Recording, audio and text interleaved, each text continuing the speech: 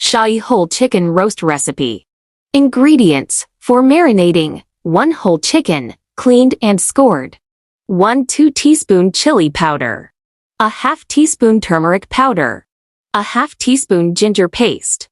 A half teaspoon garlic paste. A half teaspoon cumin powder. A half teaspoon coriander powder. A half teaspoon garam masala powder. Salt to taste. 2 tablespoons oil. For freeing, oil for frying.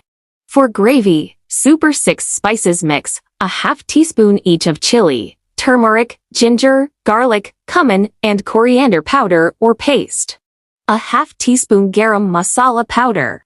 An 1/8 cup ground almond nuts. A half tablespoon poppy seeds. A pinch of nutmeg and javitri mace. A half tablespoon sugar. A half cup milk. A 1/4 cup yogurt. Boiled eggs optional. Fried onions for garnish. Instructions: 1. In a bowl, combine chili powder, turmeric powder, ginger paste, garlic paste, cumin powder, coriander powder, garam masala powder, salt, and oil to create the marinade. 2. Coat the cleaned and cut chicken with the marinade, ensuring it is well covered. Allow it to marinate for at least 30 minutes. 3. Heat oil in a pan over medium heat and fry the marinated chicken for approximately 20 minutes or until golden brown and cooked through.